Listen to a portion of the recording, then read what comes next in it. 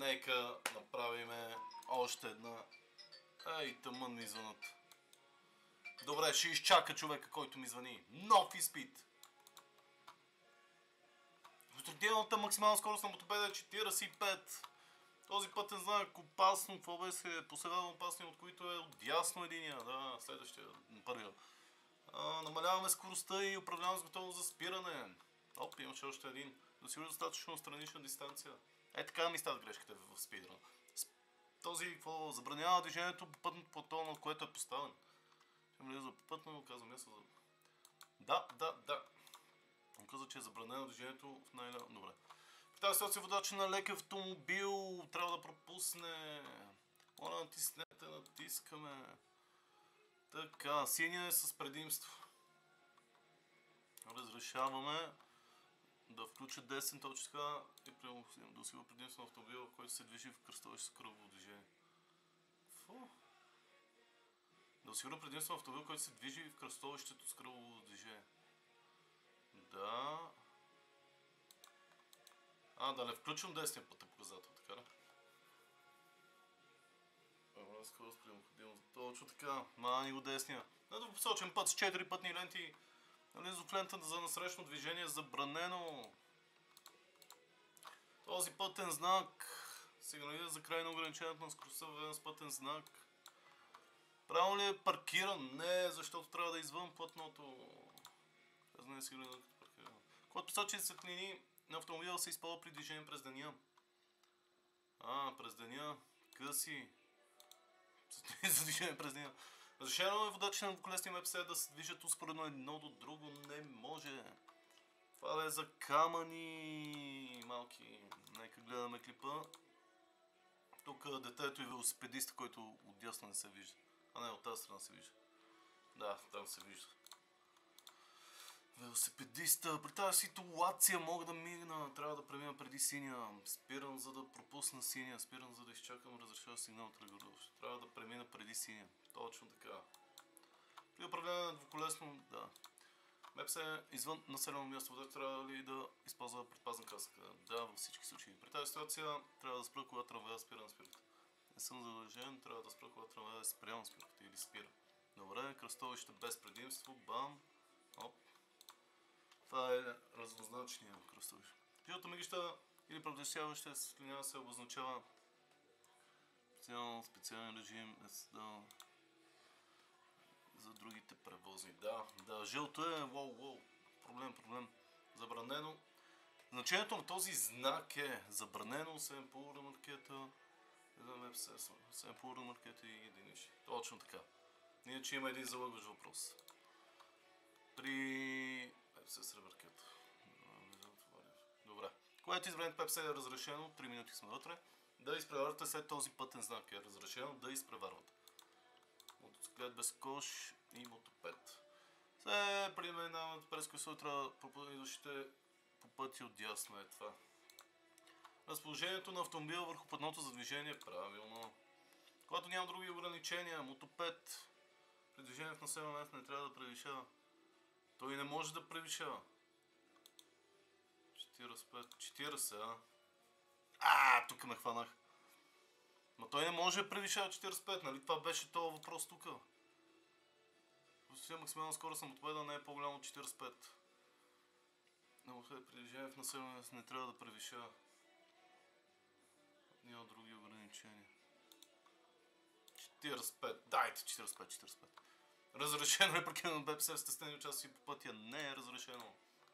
При тази ситуация червеният автомобил е с предимство. Да, това е отдясно. Какво влияние оказва алкохолът? Намалява концентрацията, забавя реакцията, влошава възможността да сме готини. Това е продължаване на зоната. Тук не може да минаваме оттам.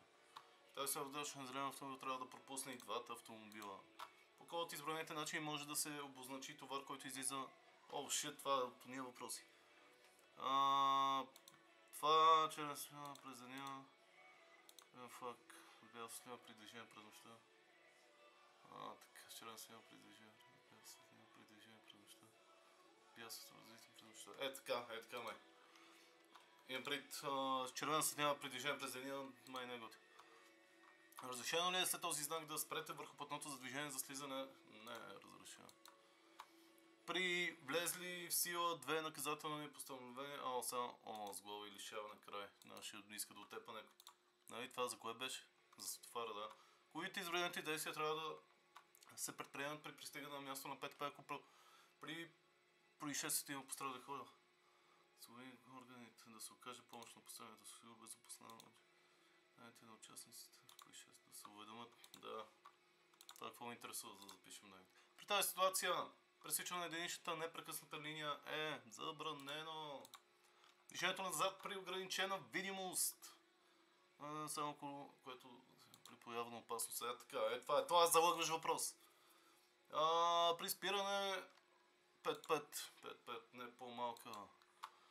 500. По какъв начин водачи на МПС могат да допринесат за намаляване на вредните емисии, отделени от автомобилите?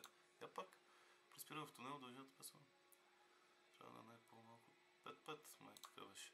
По какъв начин водачите на МПС могат да допринесат за намаляване? Икономично. При управление на състав от ППС водач трябва ли да носи свидетелство за регистрация на тегленото ремарке? Да, иначе какво? Задължени сте водачите на теглището и тегленото МПС да съгласуват помежду си сигналите за взаимно разбиране по време на тегленото.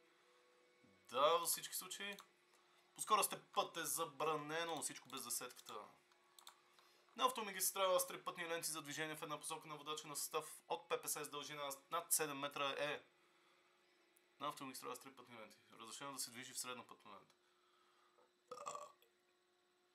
Забранено в край на лява. Разрешено да влиза в края на лява. Така. Лява нещо имаше. При движение по автомагистрален път на водача е забранено да се движи с прикачено ремарке. Не, може. Извън, да, е забранено да спира за паркиране извън разрешението. Това е забранено точно така. Притегане с твърда връзка. Максимално скоро по автомагистрала 70. Как работи блокиращата система? Сила на лявото, сила натиска на педал. Регулирано рязко спиране на непозволено колелата блокират. Да. И последния. Разрешено ли е да превозвате пътници в туристическо? Не. Нека предаваме. Колко? 2 минути. Това мисля, че е най-бързото. Това са 7 минути и половина. What the fuck? Браво! Само 2 грешки! Нека видим какви са 2 грешки. Оле. Стига. Този сигнал забранено сигнализира, че навлизането по пътната лента, над която е поставено забранено. Добре, ако не спидрънвам, ще отговоря за това. Наблюдаваме движението по пътното платно, над което е поставено. То реално и това е. Така. Сигнализиране, над което да. И тук нека видим какво след кои от тези знаци при преминаване през кръстовището трябва да пропуснем ППС, идващи по пътя от дясно. Така ли? Да, тия са без предимство отдясно. Ясно. Без предимство са. Значи логично. Добре.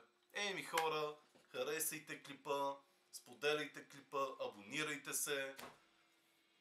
Камбанка има, може да натиснете. Надявам се ви харесват тия части. Ще продължа така да ги правя, докато стигна до за 6 минути, да кажем, ще ми е целта. За 6 минути да мога да мина всичко. А вече за безгрешка 10 минути. Но за 6 минути да мина с шапката зелена. Благодаря ви много, че гледахте и ви очаквам в следващата част.